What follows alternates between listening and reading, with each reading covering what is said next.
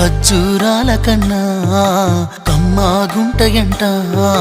లేక లేక నేను ఫోను చేస్తే నువ్వు హల్లో అన్నవంటే బెల్లం బువ్వ కన్నా తీయగుంటదంట ఎన్నడూ నాడు ఫోను చేసి బాగున్నావన్నవంటే ఏడాది ఎండల్లో ఉంటేనై మోస్తున్న నా బతుకు కష్టాలని పిల్లని చెయ్యి పట్టాలని